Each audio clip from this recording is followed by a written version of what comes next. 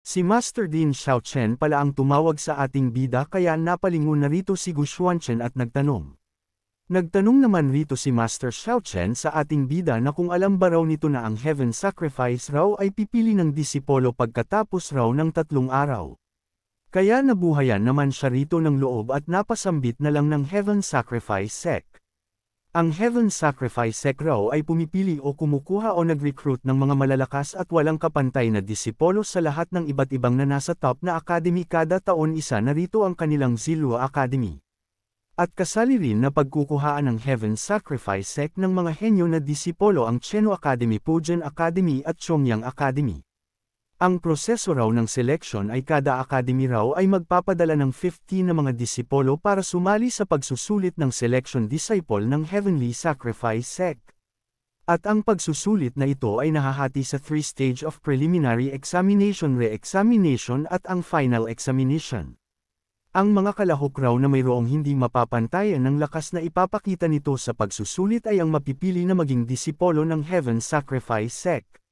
Nagsalita si Master Xiaochen na sa katunayan raw si Hanling raw ay ang isa sa mga kandidato niya na ipadala sa pagsusulit o selection disciple ngunit wala na raw ito. Kahit raw hindi official student ang ating bida rito sa Zilua Academy ay party parent raw ito ng kanilang academy kaya kung maaari raw na si Gu Xuanchen na lang ang papalit kay Hanling para sumali sa selection. Napaisip na lang siya na ang Team Bida raw ay ang pinakamalakas sa kanilang Zilua Academy kaya tiyak raw na walang kahirap-hirap ito na mapipili na maging disipolo ng Heavenly Sacrifice Sect dahil sa lakas nito. Walang ano-ano tinanggap naman ito ni Gu Xuanchen at napaisip na lang ang ating bida na nag-alala raw siya na hindi raw siya makapunta sa Heaven Sacrifice Sect at makita ang kanyang kalaban na si Gan Shanyu pero ang oportunidad raw na makita niya ito ay ito na raw ang lumalapit sa kanya. Nagulat naman siya sa walang ano-ano na sagot ng ating bida kaya tinanong niya na ito na kung seryoso ba raw si Gu Xuanchen na tatanggapin nito ang kanyang alok na ito ang makisali sa selection na magaganap. Kasabay din na binigay na ni Master Xiaochen ang kanyang token sa ating bida para makapasok ito kahit saan sa Zilua Academy. Dagdag pa niya na gamitin raw ni Gu Xuanchen ang kanyang token para sa pagsasanay nito at paghahanda na rin sa selection na magaganap. Tinanggap naman ito ng ating bida. Matapos nun nagpunta na nga si Gu Xuanchen sa Secret Map of the Stars para maghanda at mag-cultivate doon. Habang siya ay nagku-cultivate doon, sa ngayon raw ay na-reach o naabot na raw niya ang peak ng spiritual energy at umangat na raw siya sa Divine Harmony Realm. Maya-maya pa napaisip na lang siya na hindi raw niya alam ang nangyayari sa kanyang mga kaibigan sa loob ng kanyang small world. Kaya tiningnan niya na ang kanyang small world. At nalaman niya ang small world raw na ito ay nag-improve raw ito. At kung ito na ba raw ang bagong growth ng Tianyuan 3. Napangiti na lang siya habang pinagmamasdan niya ang small world at wala raw problema rito. Nagparamdam naman rito ang nilalang at pinuri niya ang talento ni Gu Xuanchen at sa mabilis nito na cultivation at kung hindi raw ito magmamadali na mag-insayo tiyak raw mawawala nito ang ibang oportunidad. Kaya nagtanong na rito ang ating bida na kung ano ba raw klaseng oportunidad na ito.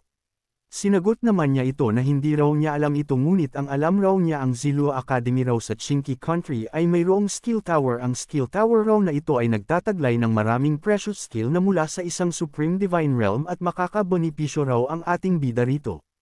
Kaya napatanong na lang si Gu Xuanchen sa skill tower. Nagsalita rito ang nilalang na binabalaan raw niya ang ating bida na oras na raw napakawalan siya rito ni Gu Xuanchen dahil pareho lang raw sila ng kalaban ng ating bida ang Heaven Sacrifice Sect. Sinagot naman ito ng ating bida na hindi na raw ito problema ng nilalang. Kasabay din niya na pinatahimik niya na ito. At habang ito'y naglalakad na sabi na lang niya na pupunta raw siya sa skill tower na sinasabi ng nilalang para makita niya ang mga oportunidad na nandoon. Kinabukasan papunta na nga si Gu Xuanchen sa skill tower. Sa pagpasok doon ng ating bida sinalubong naman siya ng isang bantay at nagtanong ang bantay na kung bago lang raw rito sa skill tower si Gu Xuanchen kaya sasamahan raw niya ito at gagabayan. Kaya sinisimulan na ng bantay na sabihin at ipaliwanag ang pagkakaiba ng mga libro doon sa ating bida. At ang skill tower raw ay nahahati sa 3. Ang unang floor raw ay maaring makapasok doon ng new student or old student. At ang ikalawang floor naman ay ang maari lang raw makapasok rito ay ang old student at makakapasok lang raw rito ang new student kapag ito'y isang henyo. Ang third naman raw ay hindi ito may imagine at ang maari lang raw makakapasok rito ay ang mga mas hinyo pa raw kaysa mga old student. Dagdag pa ng alagad na ang mga ordinary student raw ay hindi pwedeng makapasok rito at sabi pa niya na dahil raw sa token ni Gu Xuanchen ay hindi na ito maapektuhan ng rules nila kaya maari itong makapasok kahit saan. Kaya nagpunta na nga ang ating bida sa mga libro. Kasabay din na kinuha niya na ang mga libro sa kanyang paligid. At ang mga libro na ito ay ang Cloud Breaking Technique, Star Picking Technique, Wind Controlling Technique, Power Gathering Peel Technique at Meow Meow Technique.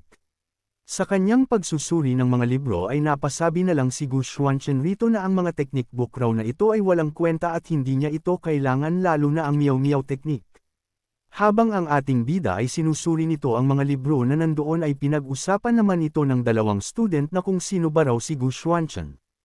Kaya nasabi na lang ng isa na ang maaari lang raw na makatingin ng maraming libro ay ang mga sikat sa kanilang academy ngunit si Gu Xuanchen raw ay hindi nila kilala kaya nasabi na lang ng isa na kung ang ating bida ba raw ay isang kompanyon ng isang henyo o di kaya ang kanilang mga senior. Kaya nasabi na lang niya na kung hindi kaya na si Gu Xuanchen raw ay nagawa nito na makita ang maraming libro dahil sa ito ay nagnakaw ng credits.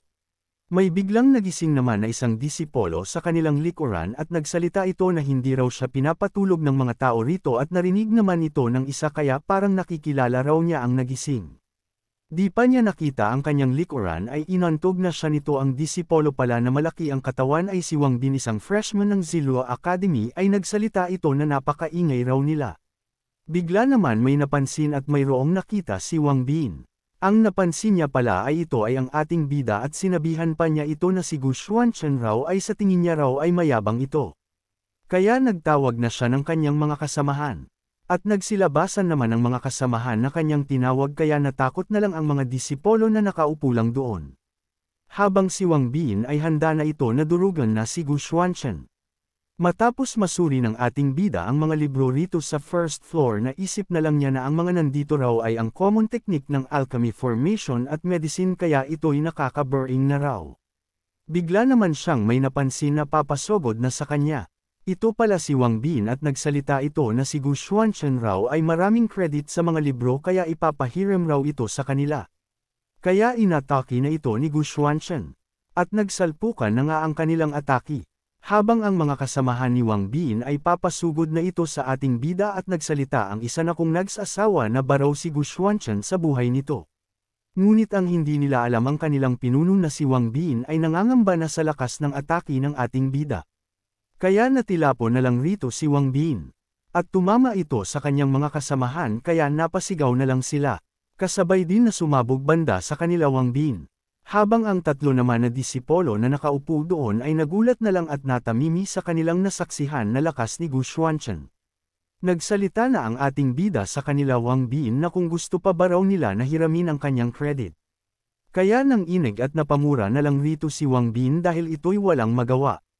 Biglang bumaba naman doon ang brother ni Wang Bin at nagtanong ito na kung sino ba raw ang gumagawa ng kaguluhan rito. Si Hang Hao isang academy senior na nasa late stage of divine power realm na. Kaya nilapitan na ito ni Wang Bin at sinabihan niya ang kanyang senior Hang Hao na natalo raw siya ng isang kompanyon na ating bida. Nagalit naman rito si Hang Hao at pasiga nitong nasabi na kung sino ba raw ang kompanyon na naglakas loob na saktan ang kanyang nakakabatang kapatid. Kaya tinuro na ni Wang Bin ang bumugbog sa kanya na si Gu Xuanchen. Nagsalita naman ang mga nanunood doon na hindi na raw ito maganda dahil raw si Hang Hao narito na at ito ay malupit at palagi nito na pinuprotektahan ang kanyang nakakabatang kapatid na si Wang Bin.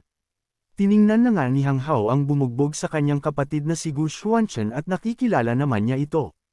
Kaya natakot na lang si Hang Hao rito dahil kilala niya ang ating bida.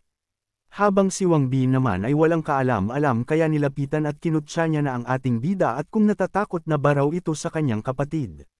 Dagdag pa ni Wang Bin habang nakangiti na dahil raw sa sinaktan siya ni Gu Xuanchen ay hindi na raw ito makakalabas rito kapag hindi ito nagbigay sa kanya ng 10,000 credit habang si Hang Hao naman ay wala nang masabi pa sa kanyang kapatid. Kaya nagsalita na ang mga nanood na masama raw ang kinakaharap ng ating bida dahil raw ang 10,000 credit ay napakalaki at ang kanilang matatanggap lang raw na credit kada buwan ay 100 lang dagdag pa ng isa na narito raw si Hang Hao kaya tiyak raw na ang ating bida ay masama ang kahahantungan nito. Sabi pa ni Wang Bin na kung wala na raw credit si Gu Xuanchen ay lumuhod na lang ito sa kanyang harapan at tawagin siya nito na master. Di naman nakatiis si Hang Hao sa kaidyotan na ginagawa ng kanyang kapatid kaya sinipa niya na ito. Kaya natilapon na lang si Wang Bin sa sahig at napasigaw na lang. Kasabay din na itong lumingon sa umatake sa kanya at kung sino ba raw ang naglakas ng loob na atakihin siya. Ngunit pinagpawisan na lang siya sa kanyang nasasaksihan sa kanyang kapatid dahil si Hang Hao ay nagbigay galang na sa kay Gu Xuanchen at nagsalita ito na patawarin raw sila ng ating bida sa paggawa nila ng gulo rito. Habang sila naman ay nabigla na lang sa pagpakumbaba at paghingi ng tawad ni Hang Hao sa kay Gu Xuanchen. Nagtanong naman rito ang ating bida na kung kilala ba raw siya ni Hang Hao. Sinagot naman ito ni Hang Hao na galing raw siya sa Phoenix Mountain at ilang araw na raw na ang nakalipas nung nakabalik siya rito. Napasabi na lang siya sa kanyang pag-iisip na si Hanling raw ay isang hinyo ngunit namatay lang ito ng ganun-ganun lang. Dagdag pa niya na ang Han family raw ay nagberusa sa kamay ni Gu Xuanchen.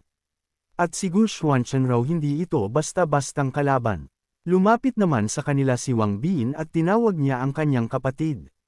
Kaya pinayuko na ni Hang Hao ang kanyang kapatid at tinawag ni Hang Hao ang ating bida na young master at nagsalita ito na ang kanya raw kapatid ay walang alam at mangmang kaya maari raw itong patayin ni Gu Xuanchen dahil sa kamangmangan nito. At magsabi lang raw ang ating bida kung puputulan niya ang paa o kamay ng kanyang kapatid na si Wang Bin at gagawin niya raw ito kaya natakot naman rito si Wang Bin at pinagpawisan na lang. Kaya nasabi na lang ni Gu Xuanchen na medyo raw matino si Hang Hao. Kaya umalis na rito ang ating bida at nagsalita na umalis na raw sila at wag nito harangan ang kanyang daan. Nagpunta na nga ang ating bida sa second floor. Kasabay din na nilabas niya na ang token na binigay ni Master Xiaochen sa kanya. At ginamit niya na ang token para makapasok doon. Nagulat na lang sila sa kanilang nakikita dahil ang hawak raw ni Gu Xuanchen na token ay galing ito sa kay Master Xiaochen kaya libre lang raw si Gu Xuanchen na makahiram ng libro doon. Sa pagpasok ng ating bida sa second floor, nakahinga na rito si Hang Hao at sa wakas raw nakaalis na si Gu Xuanchen. Kaya nagtanong na rito si Wang Bin na kung sino ba raw ang ating bida bakit raw mayroong token ito ng kanilang Master Xiaochen. Sinagot naman ito ni Hang Hao na hindi niya raw alam at ang alam raw niya na si Hanling raw ay namatay sa kamay ni Gu Xuanchen nang hindi ito napaparusahan. At malaking gulo raw ang nagawa ng kanyang kapatid kaya sa narinig ni Wang Bin ay napaupo na lang ito at nagulantang na lang sa kanyang napagtanto dahil sa muntik nang mawala ang kanyang buhay.